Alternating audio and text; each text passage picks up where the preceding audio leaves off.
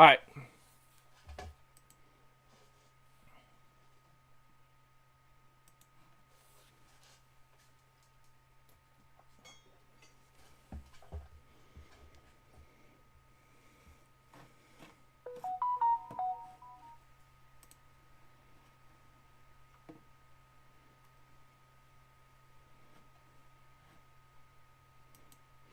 Hey, how's it going?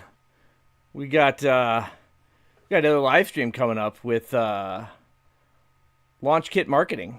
So Josh will be joining us here shortly, and we'll kick it off. Hope everybody had a good weekend so far. It's Saturday night. And you know what that means? We're going to talk the tube. So tonight's discussion, we're going to be talking about YouTube, the business of online marketing, and going through all that stuff. So kick back and relax. We're going to get started here in just a second.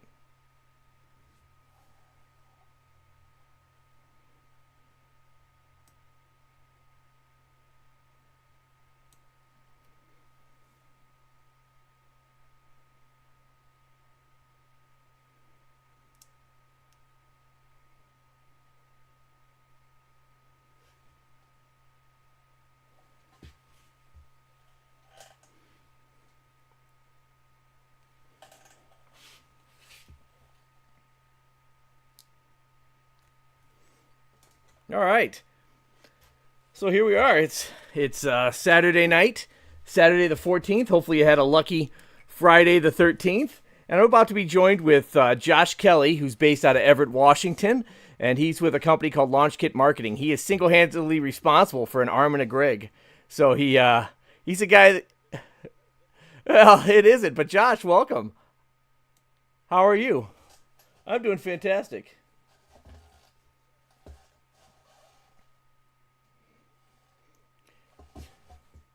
Yeah, so far so good. It's been a pretty busy day.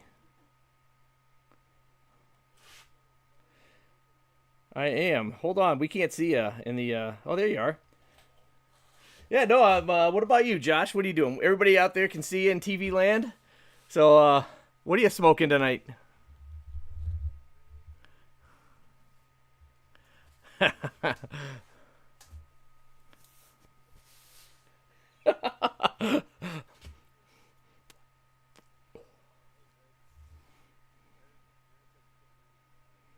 Can't hear you on the live. Well, this is amateur hour here, so let's see if we can get you.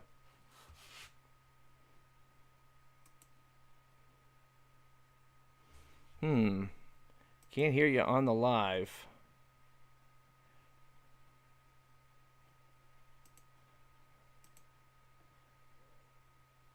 Oh, you have no audio. I can All turn it right. around. Hey, let's hear it. Can you hear him now? Can you hear me now?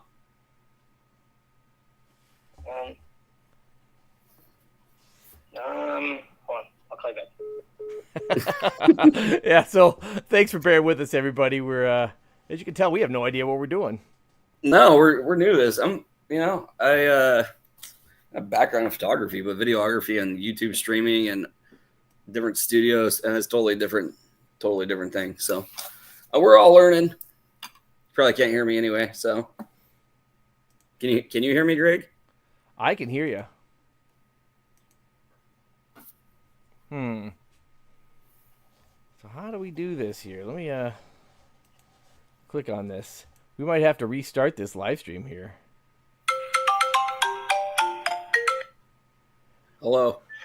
Can you hear me now? Yeah. Oh, you can hear me? Yeah. All right. So the key is to enable desktop audio so that since you're going through my desktop. All right, Okay. fantastic. Well, Josh, how are you doing? Now that we're I'm doing good. Let's try one more thing while we're screwing stuff up tonight. Let's just try this.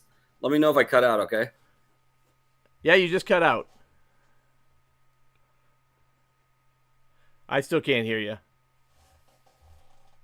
You can hear me now, though, I right? can hear you now. Yeah, you sound great. So what are you smoking tonight, Josh? I got a Money 2. Cuban Money 2. You can't really see it. I got my camera a little too far away, but yeah, Cuban Money 2. My friend Greg told me about them, and hold on a second, Greg. Yeah. Well, I'm smoking a My Father La Bijou 1922. So it is a Ooh. fantastic cigar. I've had this one aging in the humidor for a couple of years now, so we're gonna light this sucker up. What are you drinking tonight, Josh? Okay. Well, I don't know if you could hear me before, but this Monty too was a recommendation from yours truly, Norman and Greg. And I don't know, I've had this one for 5-6 years, something like that. So we're gonna smoke the Cuban Monty too. I wish I had another one I could share with Greg, but he's on the other side of the country, or 3/4 of the way over there. So I'm a bad friend. What I should have done is sent him one last week when we decided to do this, because that's his favorite cigar. So what I'm trying to do is make him jealous, because I'm jealous of his bodybuilder body, and he gets all the chicks. He really does. So I'm gonna make him jealous of my cigar. That doesn't even sound right, but Yeah, so this La Bijou is fantastic. Nice light.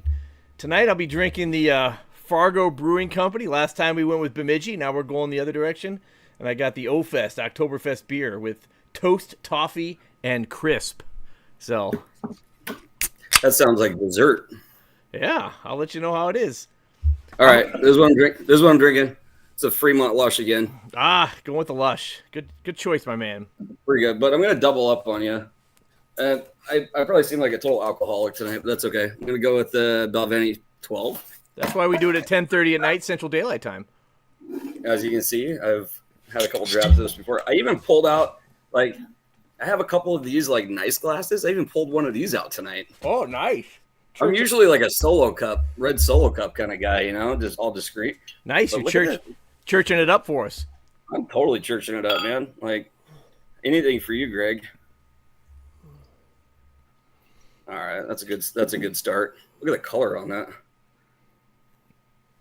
Yeah, I'm just working on some projects. Just cleaning up the Bug Assault, the original salt gun. It is putting it away for the winter. The flies have died down, the skeeters are gone, and there's no more June bugs to hunt. So bug season's over. So just cleaning her up and putting her away. The Bug Assault. I have one of those. Oh, they're fantastic. I don't use it very often, just because I'm not. I don't know. I'm usually busy, and it's usually on the other side of the garage or somewhere else, So I hear you. But the kids love it. So, Josh, tell me about what you do. Oh, here we go. Are you telling me I got to work today? Oh, yeah. I'm just kidding. No, I was actually working quite a bit today. I just finished up on a website for a company called Northwest Crafted Interiors, and they had an old website on, I think it was on Squarespace. It was, out of date, and the design was really old, and they started doing a lot more high-end work, and actually met the owner on an airplane coming back from Arizona, and he's 7 minutes away from me. So went and met with him a few months ago, and we really hit it off. And so I went over there and shot some photos for him, and did a full website for him. He has a car that's actually going to SEMA this year. There's actually 4 cars that he's worked on that are going to SEMA in Las Vegas this year, one of which is a 67 Firebird. The owner of the car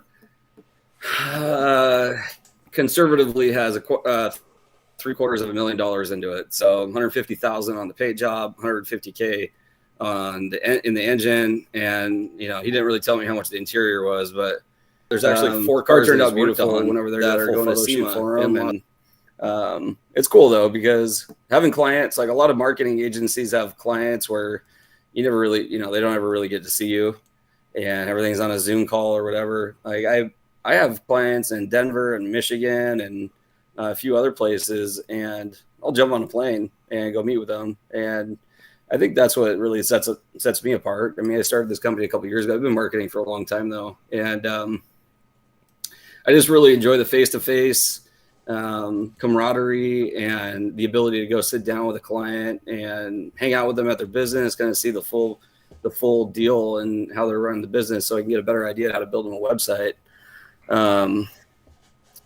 So yeah, that's kind of what I do. Launchkit marketing is obviously in the name. Working with a couple other startups right now for their web design, and a couple of nonprofits actually too. So one of them is Displaced Orphans International, and they contribute a ton of resources to orphanages over in Thailand. So my wife and I are actually going to Thailand in January.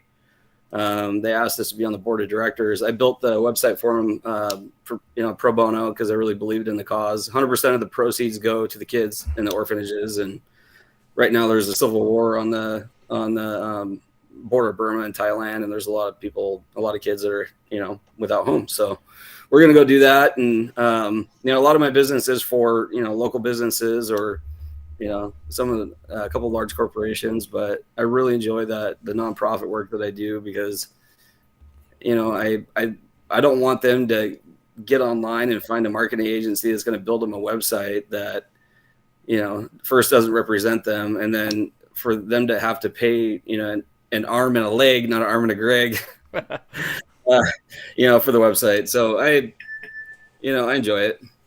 Hey, well, you mind tossing up a link to that?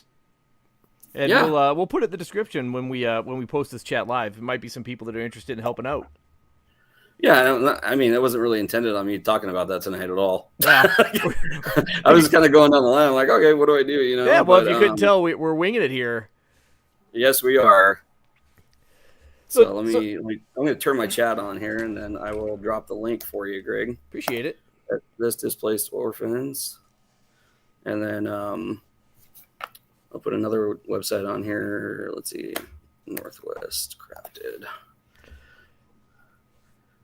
So Josh, when we first started, or when you first approached me and told me to do a YouTube channel, you gave me some advice, and I think it worked out really well. At least so far. It's I haven't checked lately, but I think we're over 300 subscribers. And one of the things you said, 400. Oh, no kidding? Yeah. All right. Thanks everybody. But one of the things you told me was, just put out content and find out what sticks. So you probably noticed in the early days of the channel, I had everything from scuba diving videos. I had some kids making shorts, and just tool reviews and unboxing of just stuff that I was buying to use for the channel. And it seems like a lot of people like the Milwaukee tool reviews. That seems to have a pretty tight community. And the Work Sharp stuff. I'm not a huge knife nut, but I use a knife for work, so I'm always trying to keep it sharp. And those Work Sharp videos have done really well. Yeah, you got me addicted to those Work Sharp knife sharpeners, man. Like I don't have like 15 different different kinds like you, but the ones that I have, I mean, they're amazing. It's just the one that pivots. I can't remember what's the name of that one. It has a strap on it too, the leather strap. Yeah, so that's the benchtop guided sharpener. Yeah, and I love that thing. You know what's weird? So, quick story. I turned 42. Well, I turned 41. I turned 41 in January. I'm out in my garage, and I'm like, man, God, I can't believe I'm 41. Like, where did the last 15 years go? And I look over at my Work Sharp sharpener, the box, and it says it has a 42-year warranty on it. Did you ever see that? No, that's pretty. It has a 42-year warranty on it. So I'm like, that's really creepy, actually. I'm like, how? I mean, is that my warranty? Like, what's going on here? It was on my birthday. They noticed it. Yeah, it was freaking me out a little bit. But they, I've had the same one. Well, since I can't remember. Since I think you lived. Well, no, I bought it after you lived here the second time, and I haven't changed anything on it. I haven't even changed the strap on it. And like this knife is one of my custom Benchmades, and I don't know if you can see it. You probably can't focus on it, but it's Damascus. Oh, wow. Carbon fiber handle. And this is a pretty sharp knife out of the box. I mean, you can pretty much shave with it, but I use it as an everyday knife. Most people wouldn't. They'd probably put it in a case or something, but I saved up a lot of money, and I had my eye on something like this for a long time. But yeah, that Work Sharp, man. Carrie, or my wife was like, why is your arm hair shaved? Yes. Yeah. I mean, I got nothing left. No. I'm like, okay, I got to go down to my leg. And I don't know. I totally adopted your addiction to sharpening knives. And, like flat planes. I do a lot of woodworking. I'm not, I have a marketing agency, but my hobbies are woodworking and pretty much working on whatever I can. And, I get the sharpening system out and I'm like, well, I might as well sharpen everything I can, might as well go for it. So I do a lot of sharpening and I love the workshop system. I have nothing but good things to say about the one that I have. And that's just the benchtop one. They have the ones that are powered where they have, you can do, there's one you can do your chisels and flat planes and a lot of other stuff on there too. But yeah, check Greg's YouTube channel out. He has a lot of videos on it. He's got links in there if you guys want to check him out on Amazon. Also helps his channel out quite a bit.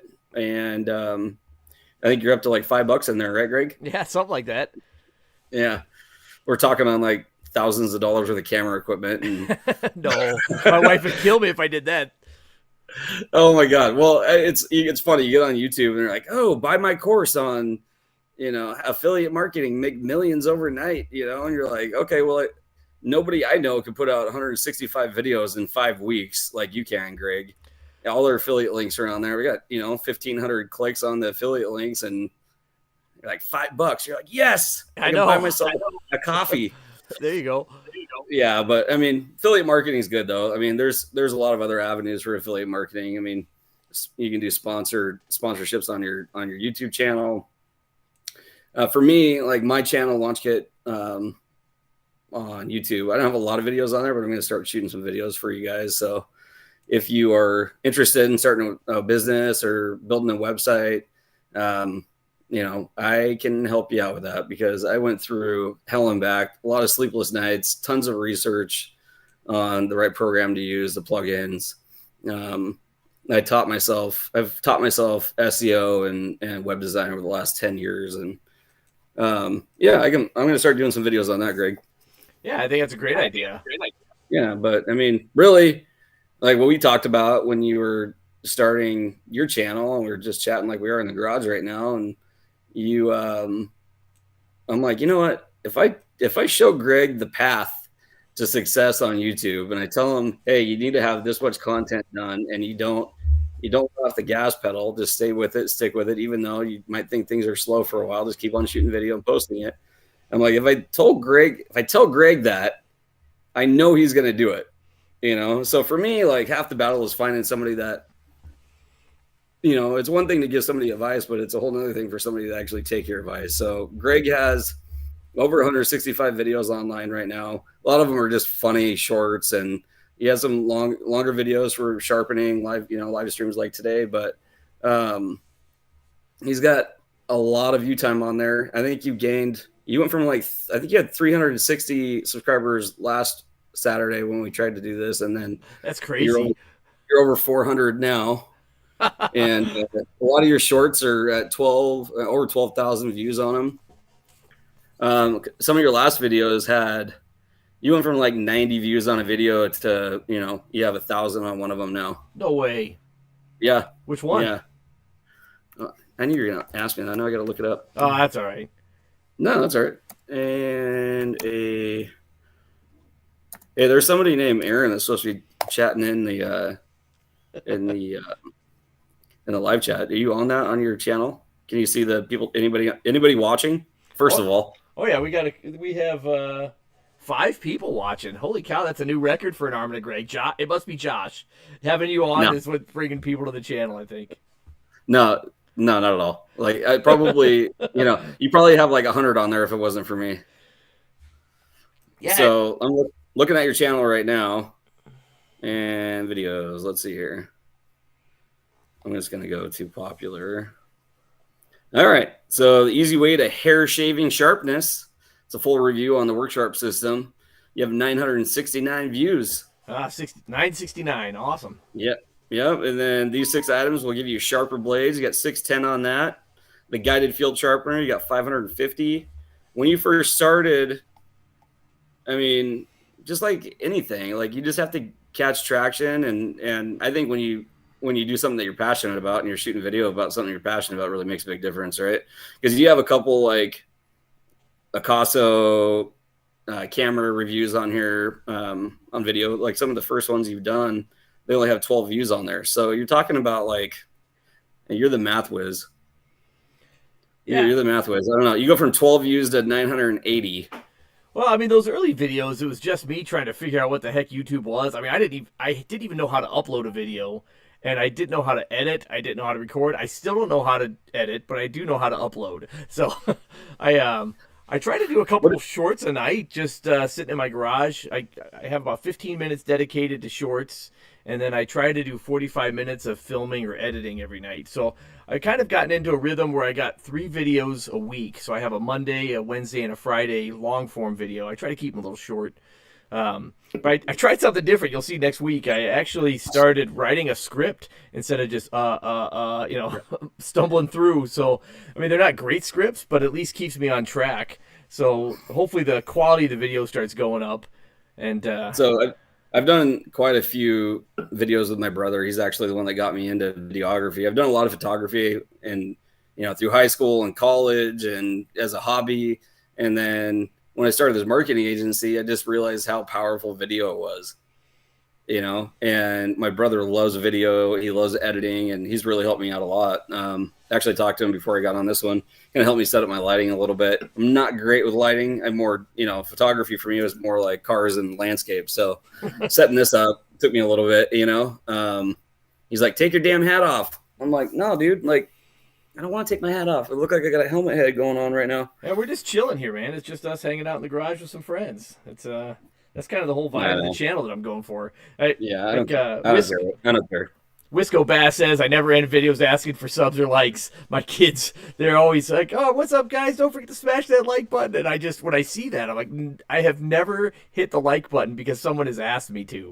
I certainly have never been like, oh my God, I got to smash this thing. This is amazing. No, if you earn a subscription, I'll subscribe. If I like your content, I like the vibe that you're putting out, I like your videos, or you make me laugh, then I'll subscribe. Otherwise, I'm not going to give it to you just because you ask for it. I wonder what the studies are. I'm sure YouTube's big enough that there's been studies done on whether or not asking for subs and subscriptions and likes is actually effective. I think it's not, but I don't know. I think it was way more effective when YouTube really went big and everybody and their uncle started YouTube channels. At that point, I think it was a big deal. But now, like you said, I mean, everybody says it, so it's just kind of gray. It kind of just goes in one ear and out the other. But like for me, I don't know. I don't ever listen to that. If I like the video, I'll just hit subscribe. I don't know. If I like your video, I'm going to subscribe because I don't want to get a bunch of crappy videos in my feed. I'd rather watch something that I want to watch, Oh, yeah. Watch a lot of woodworking videos. I watch a lot of marketing videos. As not a ton, but, I mean, I'd probably watch YouTube maybe an hour a day or something like that, mostly trying to learn how to do something. For me, it's like everybody's selling these courses, and like, you guys know you can probably get most of this information for free on YouTube, right? Well, I think you hit it exactly. Like, a friend of mine, Wisco Bass, had said he likes some of the videos because they're short and to the point. It's not I don't have an intro, I don't have a montage. I just try to get the information out, and hopefully I get a little bit better at that with the script, but try to get the information out, because when I go and I want to know if I want to buy, say I just put out a video on the Milwaukee M18 transfer pump. If I want to know if I want to buy it, I want to see it work. I want to see if it works. Yeah. And I don't want to get it from some dude with a Milwaukee hat on that's got Milwaukee banner in his garage and is obviously a shill for Milwaukee. That being said, I would love to be a shill for Milwaukee, but I don't. Some slick salesman. Yeah. Yeah, no, I think the reviews on the tools, like if you like it, I mean, if you don't like it, I think you could still review it. Like, hey, stay away from this product. But I don't know how, I think that helps people a lot these days is like, there's so many videos where people are trying to get you to buy things that if you're just honest and like, hey, here's the next competitor, this thing sucks. Don't buy this one. I mean, people are more appreciative of that. Like, remember when I got into cigars, I used to watch Cigar Obsession. I think that was the name of it. And I watched, like, every time I was thinking about buying some cigars, I always looked this guy up. And sure enough, he had a review on it. And, cigars are very, like, it's really up to the person, right? But I started buying cigars that he recommended, and then staying away from the ones that I was gonna buy that were on sale that he said were dog crap. And you know, I think it goes both ways. I guess is what I'm saying. Is it's important to like, excuse me, promote things, but it's also really important to, you know, give people an example of like, hey, don't buy this. There might be 5 million 5-star reviews on it, but it's garbage. So You know, I'm not. I don't get really overwhelmed about the negative part of it, but I don't think a lot of YouTubers. I don't think they spend enough time on the stuff to stay away from. Right? For me, I'm pretty like I could tell you about 5 million programs to stay away from with marketing. I mean, I spent, you know, tens of thousands of dollars trying to figure it out. Like that's one thing I can tell you. Like I help you avoid spending money on stuff you don't need to spend money on, but like the tools in the garage that could probably help you with that too. Like I bought a lot of tools that just are garbage. I hate them, you know, but I mean, the trial and error is really, I think, really important to people. Like, hey, I spent a lot of time looking into these different products. I spent a lot of money. Like, don't make the same mistakes I did. And I think that's a pretty good hit on YouTube, you know, don't make this mistake, right? I think that's important.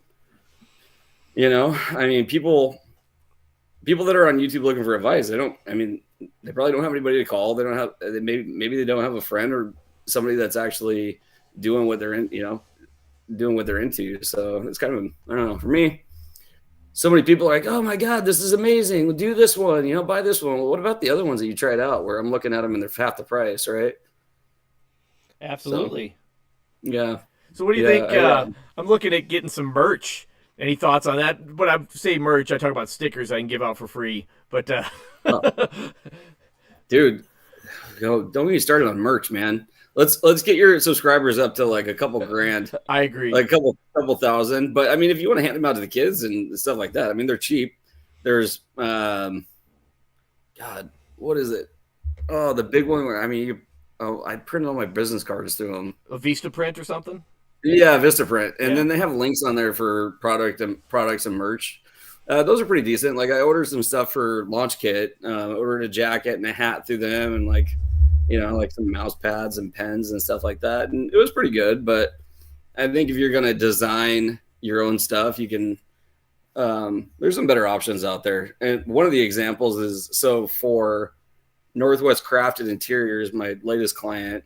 I was on the airplane with him, and we weren't talking business at all. We were just chit-chatting, talking about the world, and just having a really good conversation, which isn't really normal on an airplane, right? And so at the end, he's like, what do you do for a living? And I'm like, oh, I own a marketing agency. He's like, are you serious? He's like, where do you live? I'm like, in Everett, Washington. He's like, me too. And he pulls out of his wallet a business card.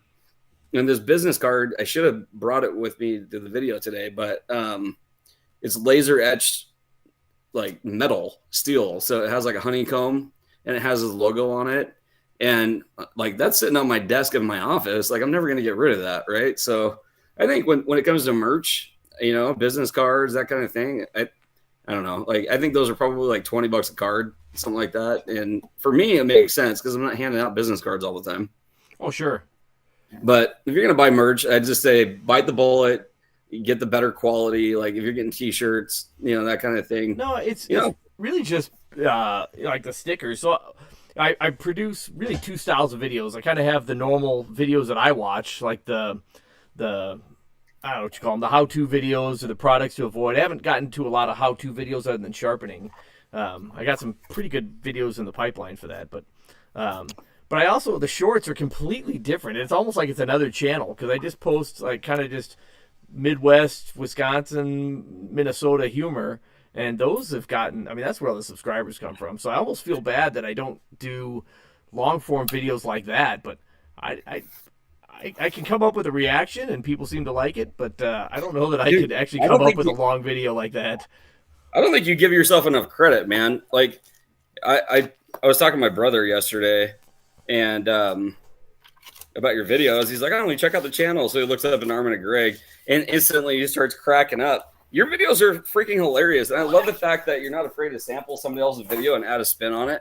Well, I didn't know that was an option. The remakes thing has kind of been the lifeblood of the channel because I was watching these guys' videos and like, man, I can do what they're doing, but I'm not on TikTok to find the stuff. So I feel bad, but like Fredo on TV, he's a dude that I watch. I remix some of his stuff and, think his name's Justin. Maybe he's the president of the Fast Food Secrets Club. I get a lot of my stuff from him because they scroll TikTok and they find these funny videos and they react to them from their perspective. And I just want to throw my hat in the ring and say, here's what a Minnesotan thinks of them, and people like it. It's freaking hilarious. The reason why I like the stickers is I get these comments on the videos, and again, likes and subscribes doesn't matter, but the comments, man, those are gold. Some of these comments are funnier than the videos. Most of them are funnier than the videos, and a lot of people seem to like it. So I'll keep going with those. Weird.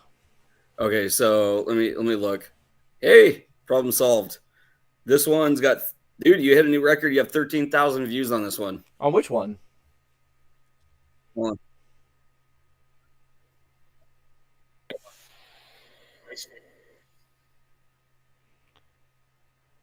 Okay, it's the one. Are you there? Yeah. The one where if you accidentally break your wife's vase. Oh, jeez. Yeah, you're at 13,000 views on that. Wow. So, videos like that, I just try to think of like something totally absurd, off the wall. Like, do you remember the old Saturday Night Live skit, Deep Thoughts by Jack Handy?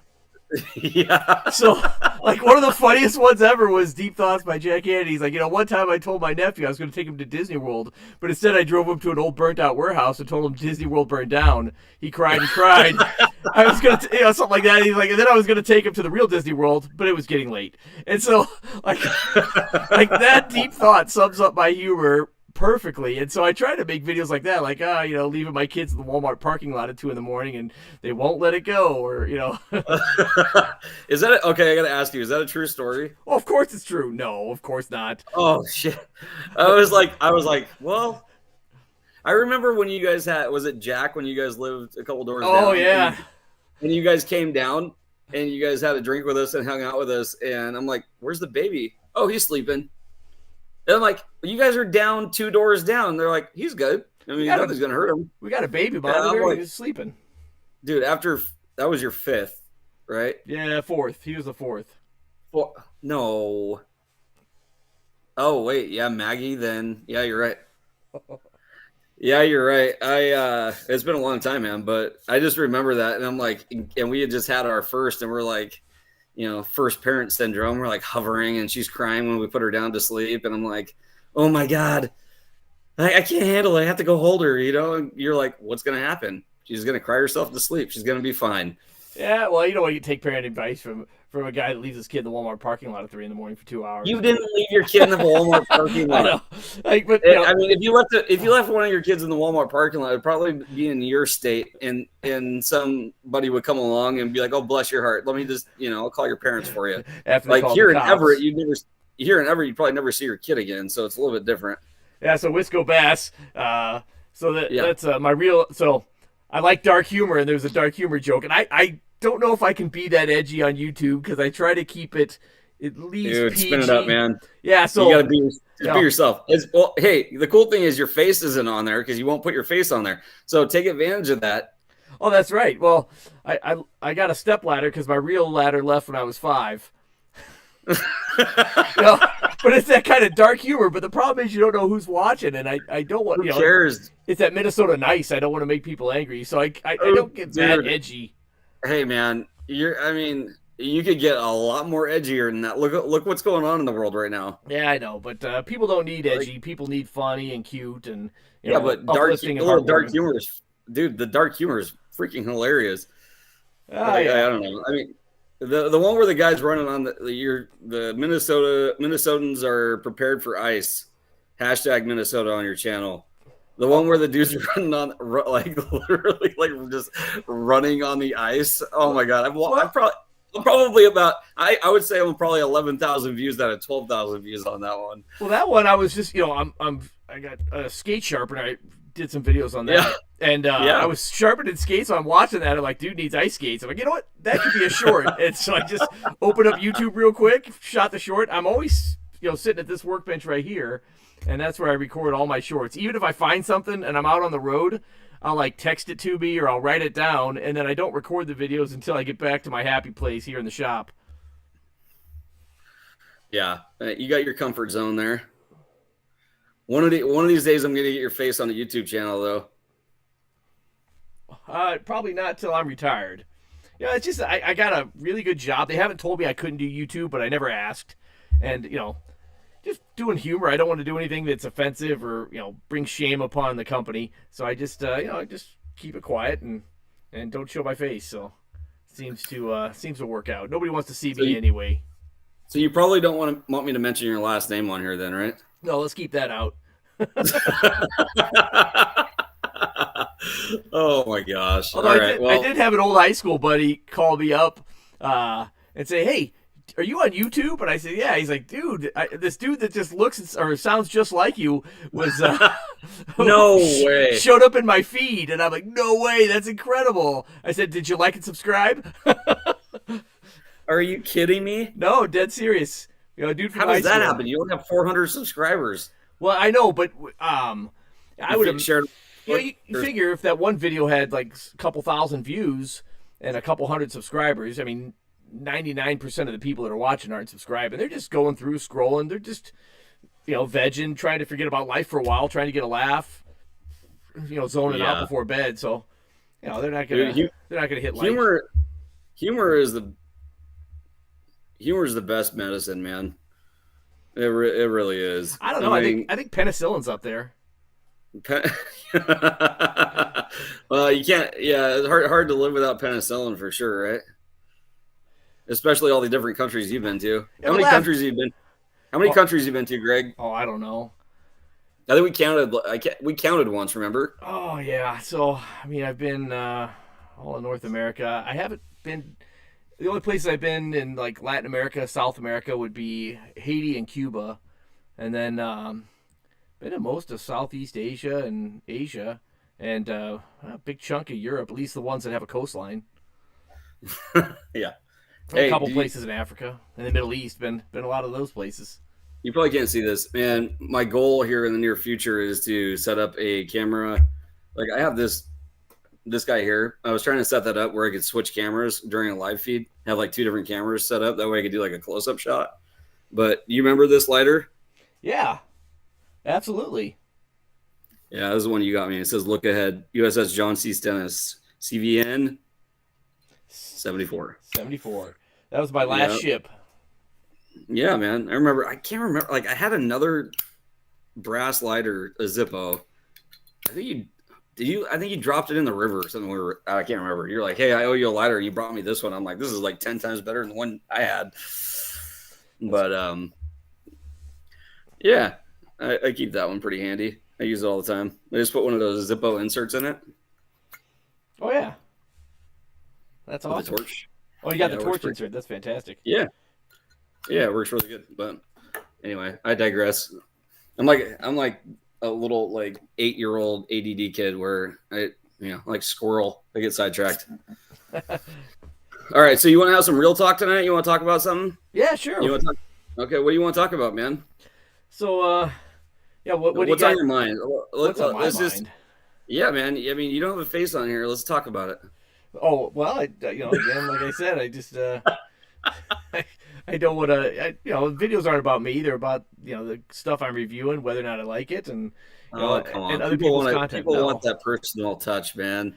Nah, no, they don't. They're like I said, they're just scrolling through at 2 a.m, lying in bed because they can't fall asleep, and they're just scrolling through, and they get a chuckle, and that's that's the main purpose of shorts, I think. Because I don't normally watch shorts unless I'm doing research. At least that's what I call it.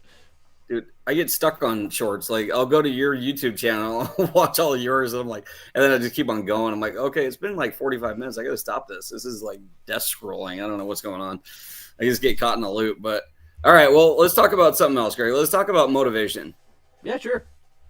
Let's talk about time management, motivation, and the 1% of people that are actually like yourself. I consider you, 1%, the people that are motivated enough to actually follow through with their goals. Like, what kind of advice would you give to say, I mean, I know we only have 5 or 6 viewers on here, but what advice would you give to somebody that's just starting out on YouTube? And as far as discipline, goals, time management, can you talk about that for a little bit? Sure. I think the advice I give is the same advice you got me started on: is just hit record. Just start producing stuff, start putting it on, because you don't know what kind of videos you want to do. Everybody says you have to have a niche. You have to have that, like DeResta. He's like the king of project videos. I mean, the guy is a legend. He's been on TV, and now YouTube's kind of been his thing.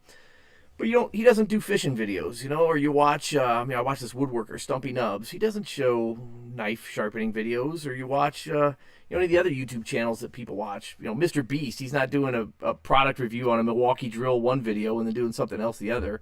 He's just kind of doing extreme stuff, I think. I'm not sure.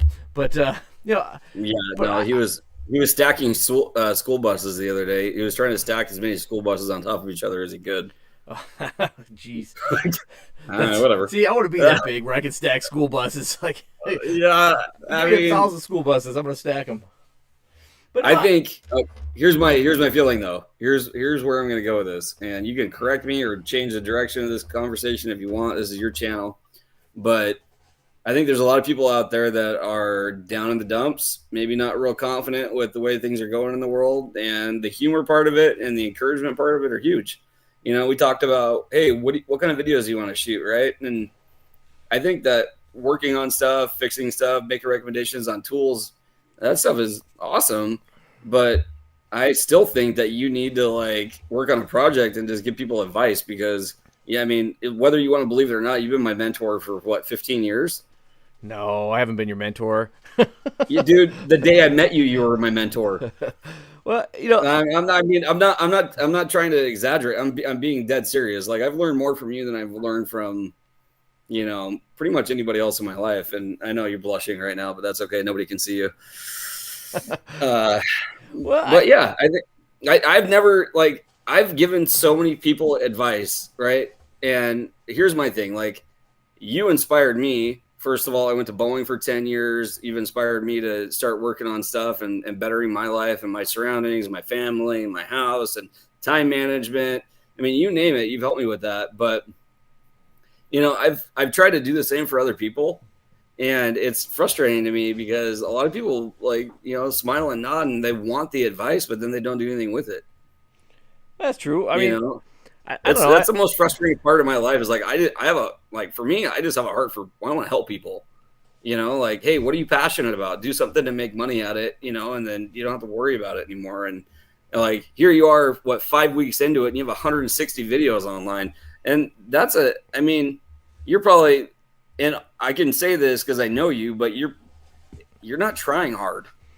Oh, I'm putting in some effort. But YouTube isn't my main goal or passion. So it's just something. Yeah, like I said, Minnesota's a cold place in the winter, so I got to have something to do in the garage when the kids are in bed. So, Yeah. But I enjoy it. I do try to do, when I'm sharpening, I try to kind of give off that Bob Ross vibe, where it's just kind of relaxing. We're just having fun doing stuff. That's in the garage. That's kind of the whole point of the channel.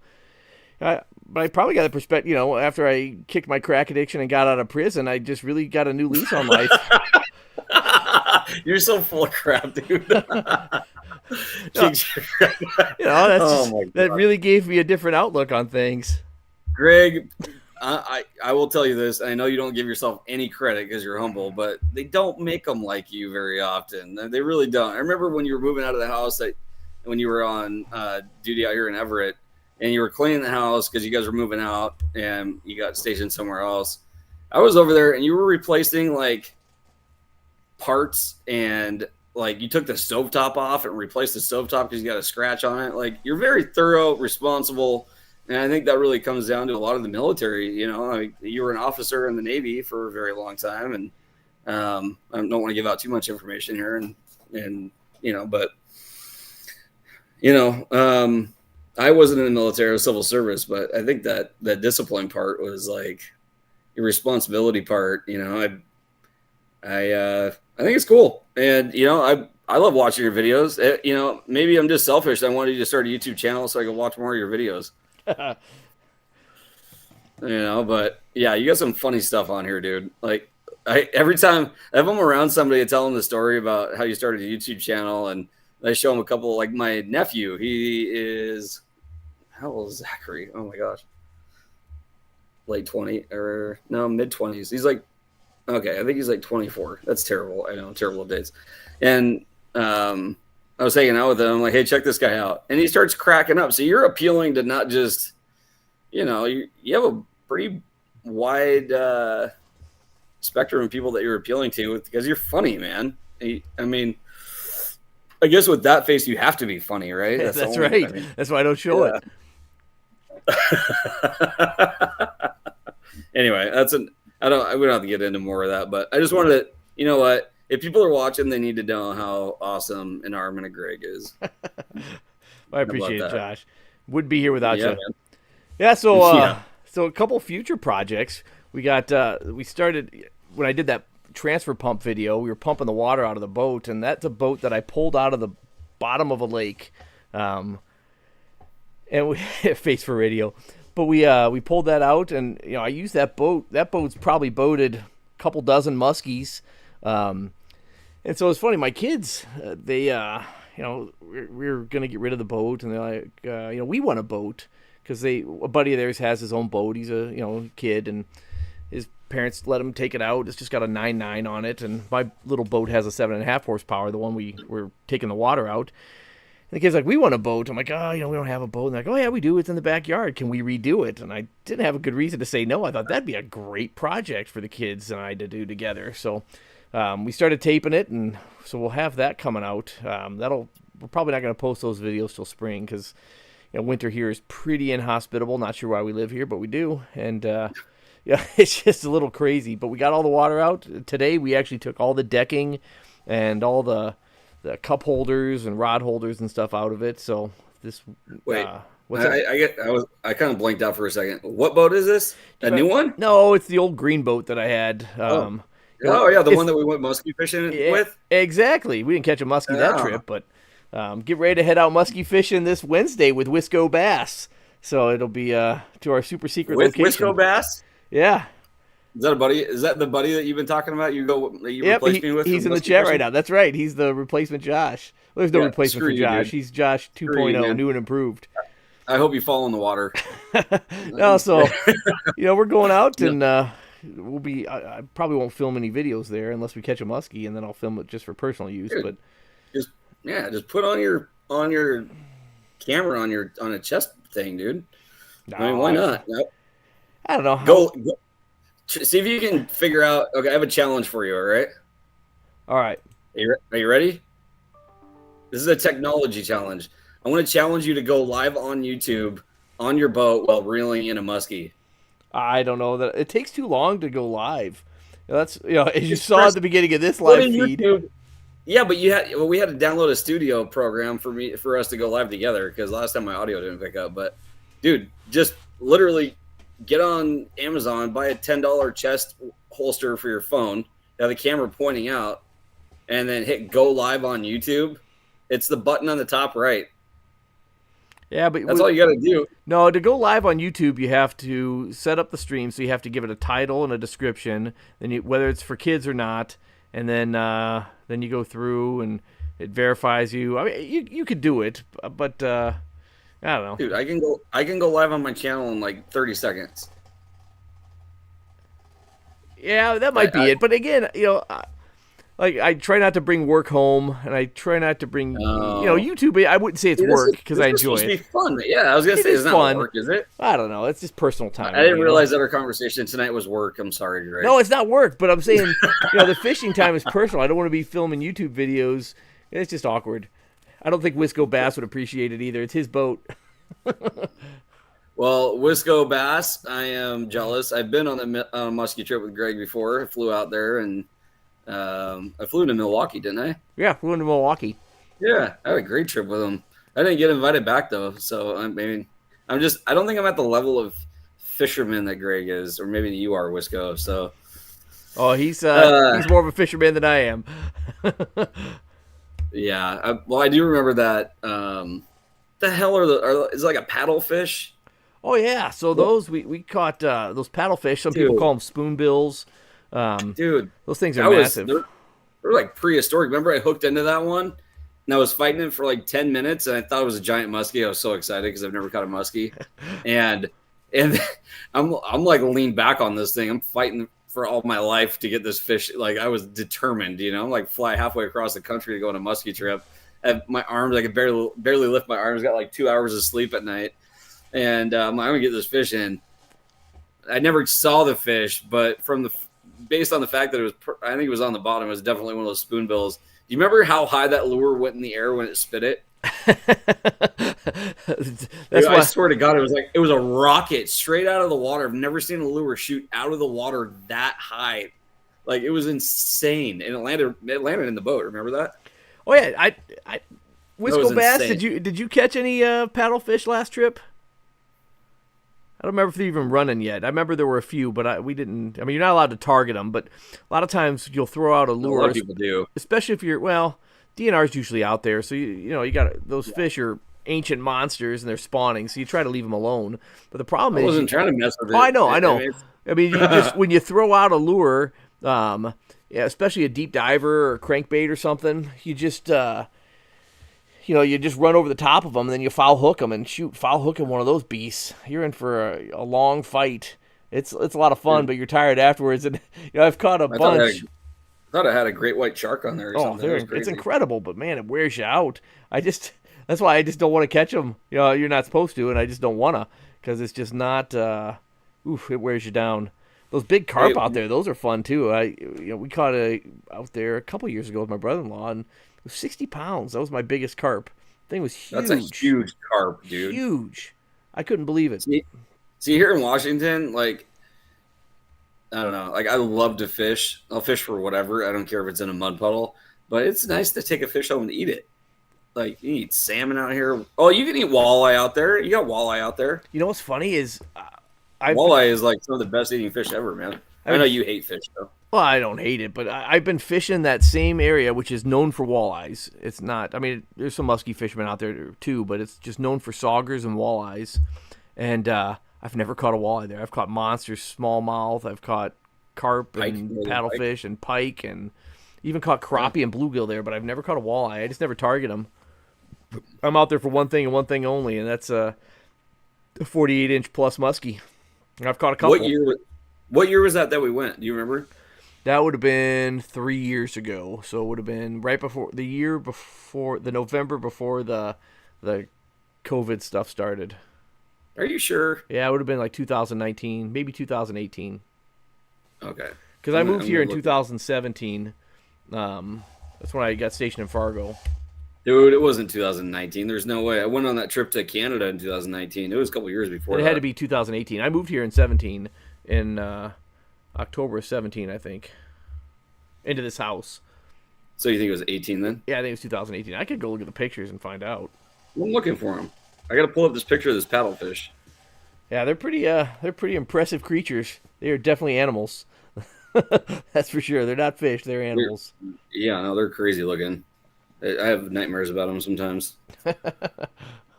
Let's see. You'll have to come next year. I think when I was with Wisco Bass last year, we discovered a few new spots that would be they're just amazing. I don't know, Wisco Bass, what you thought, but I have dreams at night of those two places we fished at the end there, that trip last year, and man, I just can't wait to go back. I mean, I really like the original two spots we fished in Wisconsin, but those second two spots, they're just amazing. I don't want to give too much away, but they're on pretty big flowage areas, and it's just places I've never fished before, and just they're pretty incredible. Dude, I can't even find them on here. This is weird. We came out there, like the whole family, we all came out there in 2018, and we stayed with you. That was 2018, man. That was over 5 years ago. I haven't seen you for 5 years, man. Well, no, I came out there. No, because I had. You didn't come out there. Did you come out here afterwards? Yeah, I came out there in January of 2019, and we were sitting at your kitchen counter talking about the. Oh, I remember now. The stuff that was happening overseas, and thinking, what if it comes here? And next thing I know, kids in Minnesota are out of school. That was right before COVID hit, huh? That's crazy. Okay, so couldn't have been like 2000. Can you find it on your phone? I don't have like I have. I'll take a look. I'll text them to you. I have 2017 on here when we went out to that. Oh, dude, that was the trip. Remember the shack? 2017 was the shack. That was Out on January of the- 2017. Yep, out on the Right Soul before I Duck. left. Yeah. Yeah, we talked Right, about that well. last live stream, the one that didn't work. Yeah, well, you couldn't hear my audio, so I might as well talk about it again. Sorry. Yeah, that was one of the best fishing trips, and so it's still on my bucket list. I have like 5 fish on my bucket list. One is a steelhead on the forks of the Soul Duck just in western Washington. I got to do that. I want to catch a Columbia River sturgeon, which I think that would just be incredible. I want to get into a king salmon on the fly. I think that would be amazing. Well, yeah, you know what, man? You know what's crappy is so I went to this nonprofit auction for our friend's school. Their kids' school puts on an auction every year, and I fished the Soul Duck and forks for steelhead from the time I was like 15, 16 years old in a drift boat. Got a lot of steelhead out there and a lot of silvers and kings and the coast where we went on the Soul Duck, like any other year, or if we would have gone like a week or two later, we would have been catching, 15-pound coho, 25-pound kings, and so it wasn't timed perfectly, and that's okay though, because we had a great time. But I'm looking at this. 2017 is when we iced fish here in Western Washington. Well, you can come out here for ice fishing anytime. We're getting ready. So today we Minnesota, it's just a heck hole of ice and snow for 9 months out of the year. But is it freezing there yet? we've had a few nights below freezing. I think today Oh, the okay. high was like 47 or something like that. But so it gets pretty cold up here. We had a couple weeks where it didn't get above -20. Sorry, I'm turning into a Minnesotan. All we do is talk about the weather every conversation. But ice fishing. How can you not talk about the weather when it's like it?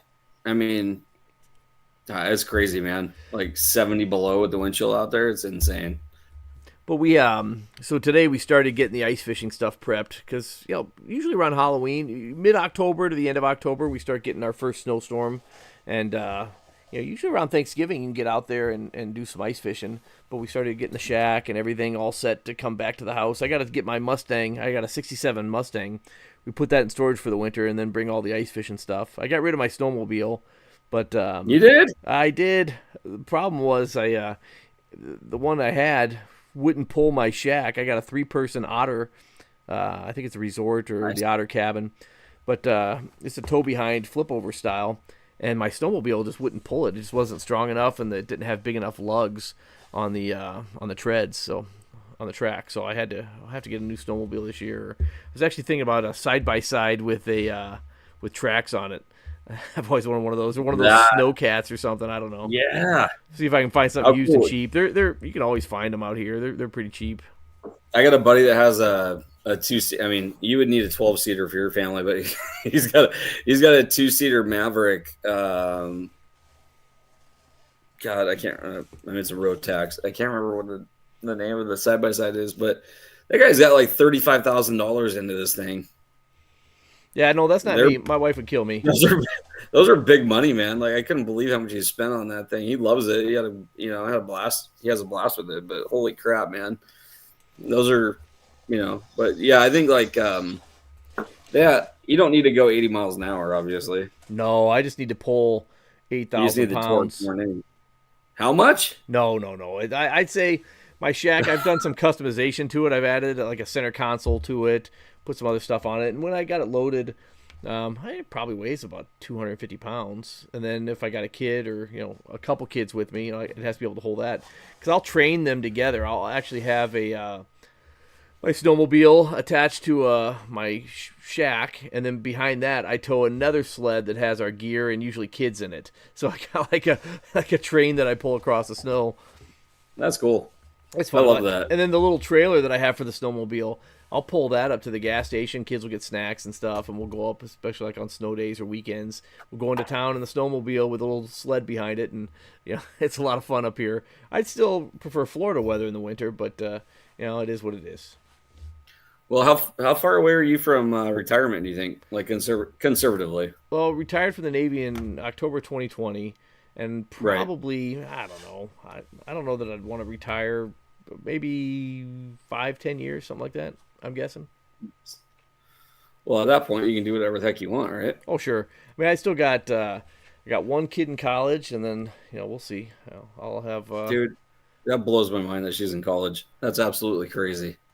yeah, one in college, and my youngest is 4, so I got a while. Five of them, like you have everybody. Obviously, Hannah's in college, or I'm sorry, I mentioned her name. That was not smart. That's all right. But 5 out of 6 are in hockey right now, right? No, I got 4 in hockey, one in college, and one she does robotics and Knowledge Bowl, and she was in bowling. Well, you got a lot of smart kids, Greg. Well, if they're smart, they clean the room, Yeah, good luck. especially if they're That's watching. not smart. I bet you they are. That's right. Maybe. Wisco I don't Bass know. says I'll retire when I'm done buying toys. That's right. So I'll have to Seriously. I mean, that's why I'm working now. Is I got a truck and a boat. So and when those are paid for, then I'll get the next toy and have to keep working for another couple years, and I don't mind it. Yeah, but I mean, there's work and then there's work, right? Exactly. I like what I do. Yeah. That's why I don't want to screw it Yeah. up by showing my face and bringing dishonor and shame upon my company. No, I mean, we're not talking politics or religion or No, I try to keep anything. out. Try not to talk religion, politics, gender, or Ford versus Chevy. Those are kind of the Well, taboos for the channel. maybe we need to like start a channel, an anonymous channel where we can just talk about all that stuff openly. But I don't want to Are talk you? about Are all you? that stuff. I'm not like I'm not into that. So Yeah. Well, I don't know. I got into politics a lot. Obviously, I think everybody in our country did, and I've had enough. Like you get on these for me, I get too involved and I buy in too much, and it just like it makes me want to go like sell my house, move out to the woods, and build a bunker. there you So I go. try to stay. I try to stay away from it. Also, like I'm not trying to look at that stuff. Right. I mean, it's good to be aware of what's going on, but I don't. Like history repeats itself. So is it really anything new? Yeah, it's true. I mean, it's just it's all the same stuff, just different generation. Hey, at least we didn't get half the country like up in arms against the other half the country. I mean, no civil war, so it can always get worse, and thankfully it hasn't. Yet. I'm an optimist. The glass is half full. Well, not the Yeah. beer, but the proverbial figurative glass. Dude, I don't like. So I have an iPhone, and I can usually find pictures that I'm looking for, and I cannot find that muskie trip to save my freaking life. That's the weirdest thing. I just wanted to see that paddlefish. I've been looking at it for like 20 minutes trying to freaking find it, and I can't find it. You think it was 2019? It could have been. I don't remember. No, I'm that guy where if I can't figure something out, like I will not stop. So I will probably be up till midnight tonight. Or I'm sorry. Well, it's midnight. Well, it's 10:30 your time right now, right? Yeah, 11:35. We're 5 minutes over. That's all right. I think we got started a little late. Were we planning on an hour tonight? Well, I was thinking an hour. I don't know. We could always kick this off. So next weekend I'll be for all you guys tuning in. No live stream next weekend, unless we do one from around the campfire. But that might delve into the inappropriate. So we'll probably forego the live streams for next weekend, and then so it'll be Yeah. 2 weeks. Oh, I'm sad now. That's all right. I know guess- there's I people guess that I'll just all 3 people that watch. Thanks, Mom. And Wisco Bass Hey. and one of my kids, I'm sure. Yeah, people watch it sometimes though. Like just because you're live doesn't mean people aren't going to watch it later. Well, it's funny. Yeah, that was the advice that I got on live streaming from YouTube was just go live do a project or just do something or have a conversation with a dude, because there's people that'll hang out and watch. They'll get a couple minutes of it. They'll listen to what they want, and if they like it, we'll hang out. Dude, you have one that's 44 minutes long, and you have 350 views on it. I guarantee you, I'll bet my money on. I'll bet all the money on that those people were not watching during the time that you were actually live. No, I think my max right now is 3 while we're live, but that's because I go to live at 10:30 at night on a weekend. Like, unless you have 6 kids and a job, you're probably not hanging out in your garage watching some dude's live stream. Yeah, my brother was gonna watch tonight. I'm sure he's already asleep. That's okay. That's okay. We don't Hey, judge. Aaron. We don't judge.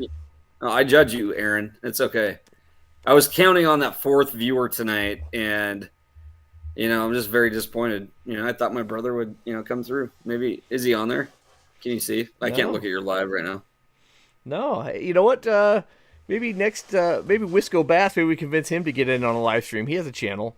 I don't know that it has any videos on it yet, but we could still get him on there. Wisco, Wisco. Yeah, Wisconsin Bass. Check him out. See, this is my right call now. to action for Wisco Bass. You got to start filming some of your fishing videos. I'd love to see I'd love to see like your lure reviews or something like that. That would be a fantastic channel. Wisco Bass. 'Cause Stop one weigh-in, 220 views 1 year ago. Yeah. Yep. So I think that he's Get got it. some train stuff he could do. He's got some lure reviews. 'Cause whenever I'm looking for a fishing lure, he's my first call. So I think that would be a fantastic way for him to get into the YouTube marketplace. I got a question for you. Okay, I hope So they have an we're- answer. So when we were fishing on my wife's pond out here in Washington for bass, and you called your bass professional guy, and you're like, I always call this guy and tell him the weather conditions and everything that's going on and get his advice on what to use. Is that Wisco Bass? No, that was my brother-in-law. So my brother-in-law, he's been out of the fishing market for a while, but he's the one that went with us on the muskie trip. Yeah, right? yeah. So Okay. he would he's a guy.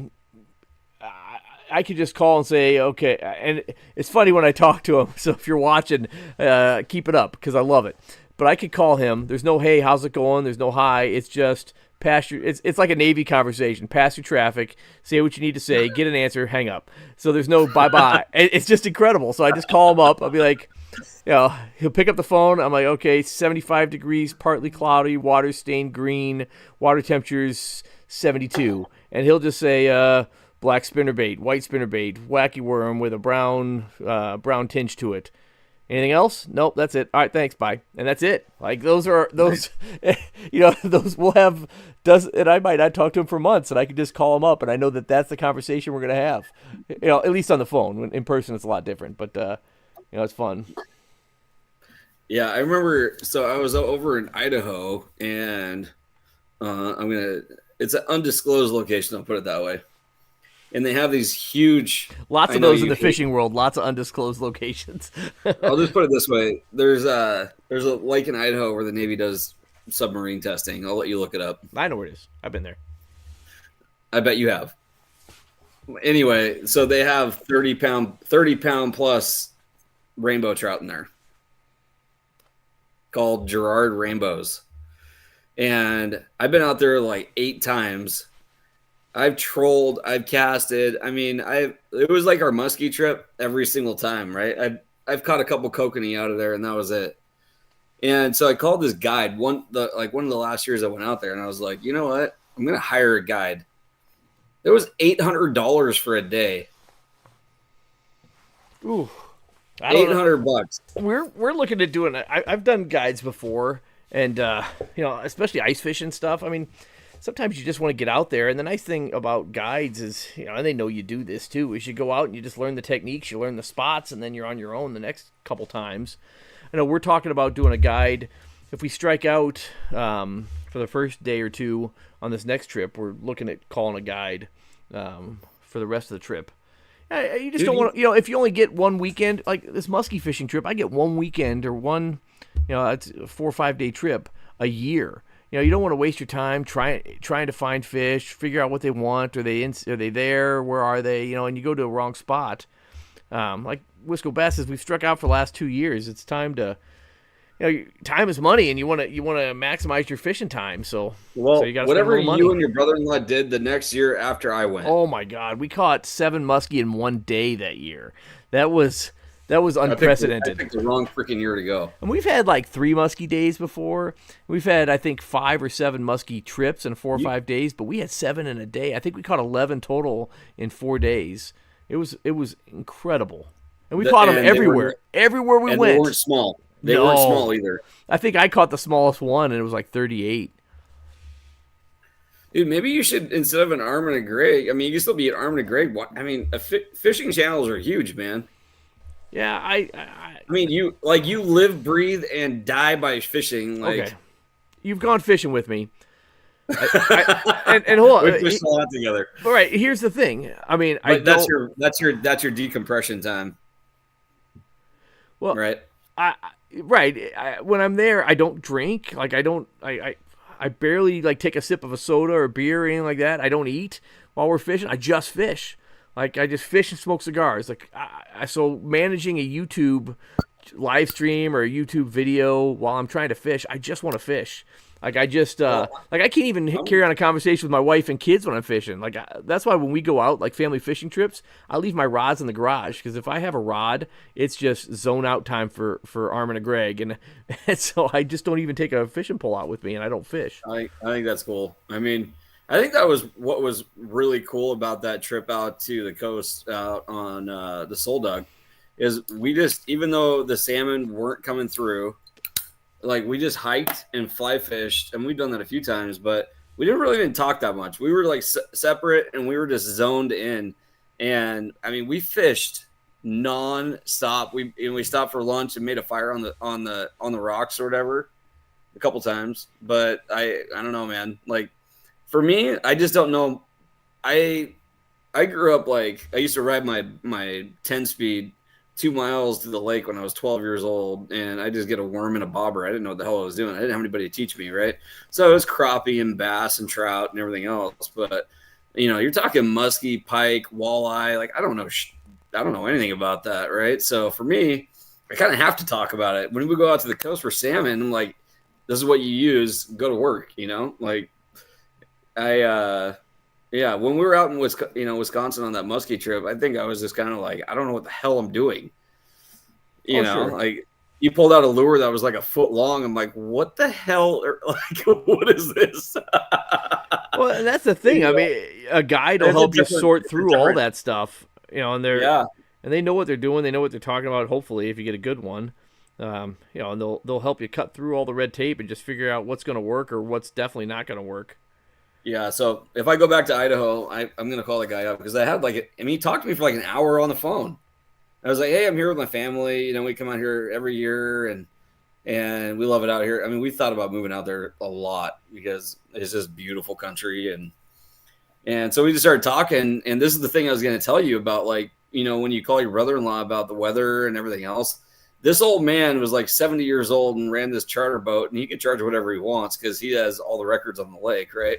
He goes, yep, I get up in the morning and I got this. Have you ever seen those like stainless steel, it's like cut out from stainless steel. They're like this big and it's a fish, and it's like, it looks like an angle grinder was taken to it and it kind of looks like blue or like kind of silver. Yeah, I know what you're talking about. Yeah, he goes, yep, I go out to my dock and I look at that in the morning and whatever light that thing is reflecting, because it picks up the light from the sky and the water, is whatever that's reflecting is the color of the lure that I use. Oh, I love it. Everybody's got their superstitions. I love it though, and it sounds like it works for him. Yeah, I just thought that was really cool. Like I don't know. I've been on a lot of rivers fishing for salmon. I'm like, and people are like, oh, you got to use this. This is exactly what you have to use. I'm like, that's a chicken nugget and a marshmallow, man. I'm not putting a chicken nugget and a marshmallow on my line. My buddy David, he went fishing with us that one time. I remember him. Yeah, he was always like, well, you can put a chicken nugget on today. He'd always give me crap, because he was like, you're a hell of a fisherman. This guy was fishy. Like if there was a fish within anywhere, like the guy just had a sixth sense about being able to target that fish. I remember fishing rivers where I'm like, dude, let's go. We were fishing on the Skycomish for coho one time. We actually had to get out of the boat and pick it up and go across the gravel. And it was it was a pain in the ass. I'm like, dude, this is a waste of time. 10 seconds later, he hooks into a 12-pound coho. I mean, it just, either, and I thought, I mean, I have a pretty good sense for fish, like, especially on rivers. And that was, that's kind of my deal is like fishing rivers. And so when we were fishing for muskie, but there wasn't a lot of body to it, right? Not like the Northwest where there's body and curves and lulls and rapids, and being able to read the river in Wisconsin was like, I don't know what the hell I'm doing. It's totally, I was like I don't know. It felt like I was on the moon. I grew up fishing rivers down in Missouri, so that was, I like fishing rivers better. Oh yeah, me too.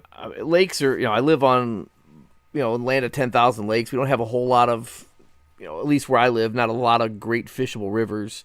But I definitely feel better fishing a river because rivers, they're always changing. So if you go someplace today, there might be a ton of fish there tomorrow if there was nothing there today. So I like the variability of rivers a lot more.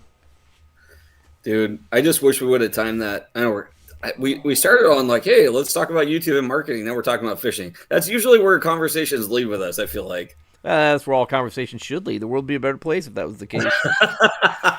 Well, I mean, your buddy's watching. He's like the only viewer on there. Might as well talk about fishing, right? Agreed. Yeah, no. That trip on the Soul Duck, man. If we would have been 1 week later, dude, I wish you could have experienced catching a salmon on a river, especially a coho when they go aerial, fly out of the air, or better yet, a winter steelhead because you don't mind the cold weather. I mean, I still want to take you out there. I mean, I've been out there in negative degree weather. I'm dipping my pole in the water to keep it from freezing over. Yeah, that's a way of life here, starting in about September.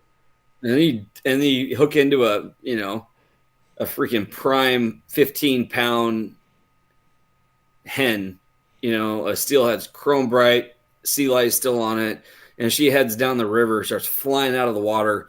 And those fish are there's some, I know muskie are probably smart like this too, but they look for any structure to wrap themselves around. Like they literally will look for any structure. They'll bang their head on the rocks. They'll come flying out of the water. It's a fight of a lifetime. And, a lot of the time I'm using a bait caster, but I've actually caught them on fly rods, on like a 6-weight fly rod out on the coast.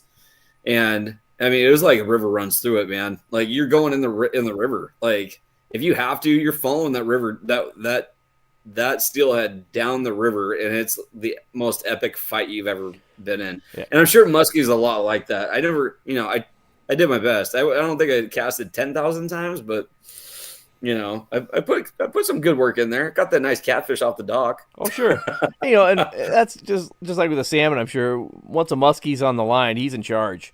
You just gotta beat him up. They're powerful. Those steelhead though, like, I mean, you can look it up anywhere. They're some of the smartest fish you can catch because they're so good at spitting your hook. And I remember the story of the guy, this old man I used to fish with when I was in high school. His son was my fishing buddy, and all three of us used to go out. And he's got a 27-pound steelhead mounted on his wall. Jeepers. Which, is literally mounted on his wall. And he goes, that's the biggest one we got in the boat. Because I had a fishing buddy that I used to fish with for 20 years.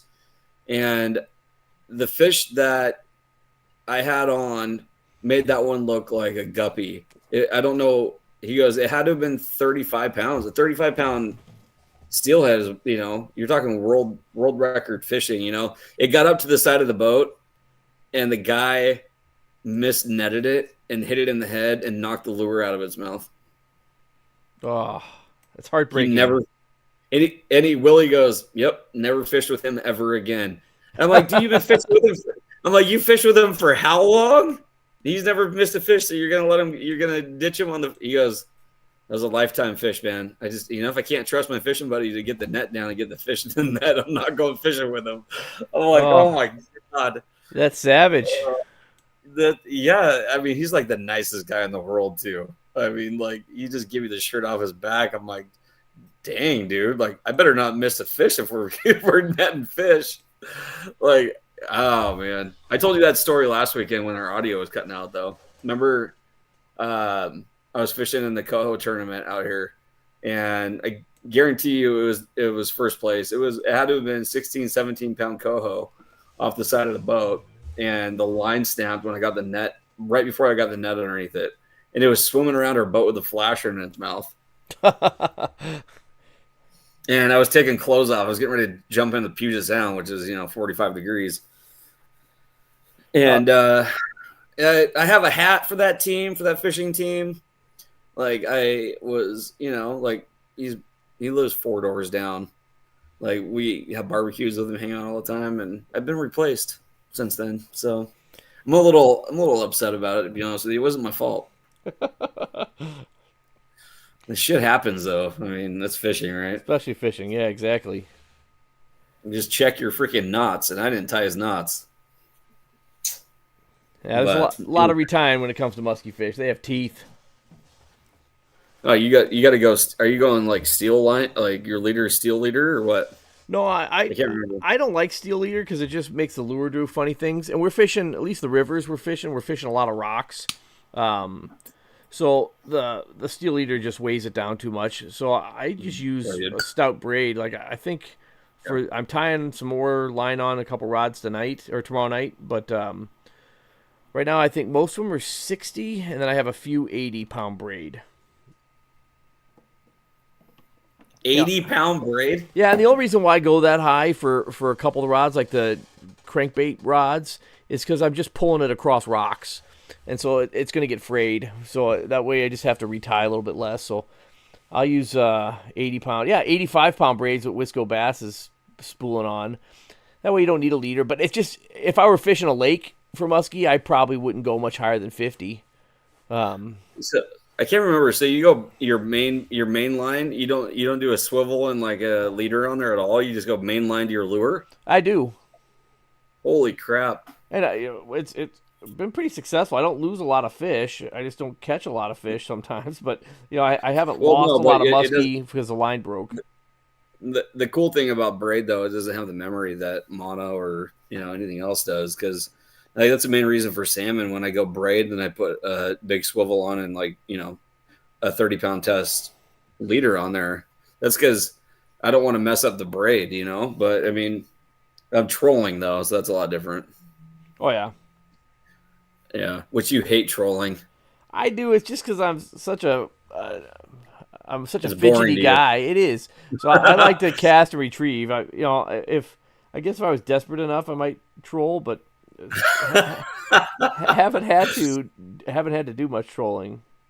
Oh man, so I keep on seeing. So 10 years ago, my phone popped up, and it was when I had my little 12-foot aluminum boat, and I was in the Snohomish River. And every morning I was at Boeing at the time, and on second shift it started at 2 p.m.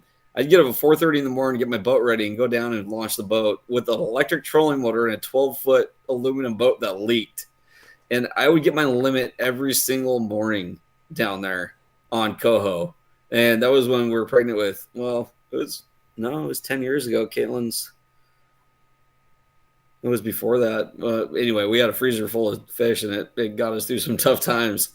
But they just popped up on my radar, on my phone a couple days ago. And then I'm seeing all these people catching fish on the Snohomish. I'm like, man, I just put my boat away. Like, I got to get my freaking boat out. And like, I have a, it's not much more of a boat. It's a 14-foot, but yeah, it has a deck on it that you and I put on it, and an 8-horse instead of an electric trolling motor, which makes a big difference. But yeah, I just haven't had time. And that's the crappy thing about where we're at right now with, the two kids that we got 10, 13 years old, and things are busy and business and everything else. It's like, you know what, man, I need to make it a priority to take my kids fishing and get back out there. I mean, I got 15 rods over here. More than that. I don't know. Like, I have all my gear ready, I just haven't been fishing lately. So I don't know. Do you ever go through times in your life where you're just like, and you're probably going to say absolutely not, but I go through times in my life where I fish nonstop, and then I'll just stop for a while, and I'll fish nonstop, and then I won't fish for a while. Oh, sure, it comes in cycles, but I've never said to myself, "Man, I need to stop fishing," or I need to fish more. or I don't need to fish as much. I mean, I can always fish more, especially with the kids now. So it's just, Oh yeah, you got I need to fish more. that's therapy, man. Absolutely. Well, hey man, Yeah, we're closing definitely. in on midnight. Dude, it's only 10 o'clock here, right? Suck it Oh up. yeah, that's right. Yo, see, you're West Coast. I'm closing into Are you midnight. are you getting old, Greg? Are you getting tired? I'm getting more crotchety than old and tired, I think. So you're not pulling the 2, 3 o'clock in the morning on the weekends anymore? Oh, I'm still pulling the 2 or 3 o'clock in the morning on the weekends. Oh, okay.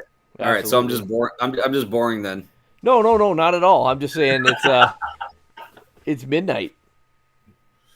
I know. Well, I mean, you gotta think about like, is anybody still watching? I don't know. Let me check it out. Probably not. Let's see here. No, no one's watching. It's just you and me, bud. I wonder how long that's been going on. Probably a while. I think Wisco Bass was hanging out here till about 10 minutes ago. Oh, he's like, I'm out. This is dumb. Like, what are you guys even talking about? Like, it would be cool if we could go live with more people. We could just have like a group conversation about stuff. We should. We should. We should. Yeah. I'd love to get Aaron. So Aaron, I know this is being recorded, but Aaron's got a lot on his plate right now, as you well know. And Oh, yeah. he's putting videos together. He's going to tell his story, and really looking forward to seeing that. But I think it'd be fun to have him online too, because he's, I don't know where he learned it, but like I think he just studied. Like, he was on deployment over in Poland, and he's like, I'm starting a YouTube channel. I'm going viral. And like, he just did a year worth of research on like lighting and videography. I'm like, I'm pretty good with photography, right? Like, I've been doing it for a long time, but as far as videography and lighting for him, that guy, he's crazy. He's really good. So it'd be cool to have him on, or like invite, Wisco Bass. Like, I mean, why not? That'd be cool. Yeah, I think it'd be fun to get, especially if we just did like a. Again, it's not a fishing channel. I would love to have a fishing channel, dude. Those guys, it looks fun. I mean, I watch fishing channels. That's what I'd say. Probably, a good 25% of my YouTube viewing is other people fishing. When I'm not fishing, I like to watch other people fish. I'd love to do fishing channels. Yeah, I'd say probably 25% of my YouTube watching is tool reviews and woodworking stuff, and then probably the other 50% is just I like watching some of the documentary style stuff or I do too. educational content. Like, there's a guy,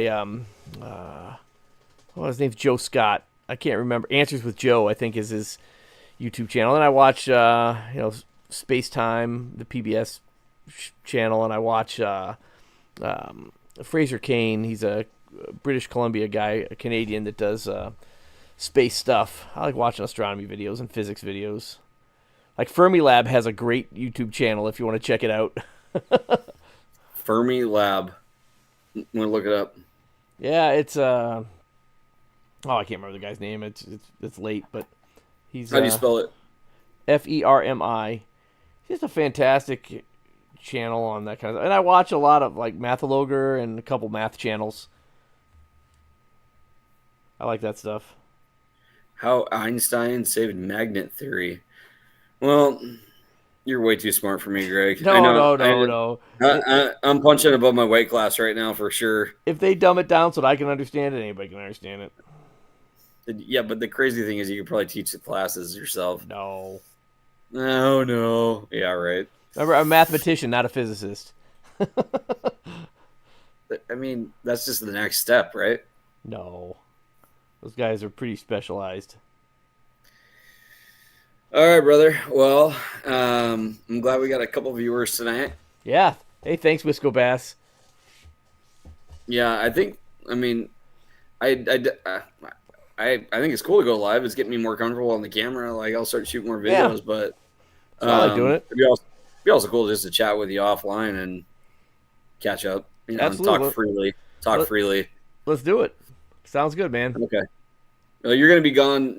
You're when are you leaving for your muskie trip? We're leaving Wednesday, or I'm leaving Tuesday night, and I'll probably sleep in my truck somewhere in Wisconsin, and then meeting up lunch and we're gonna start fishing on Wednesday in our super Nice. When do you secret come- location.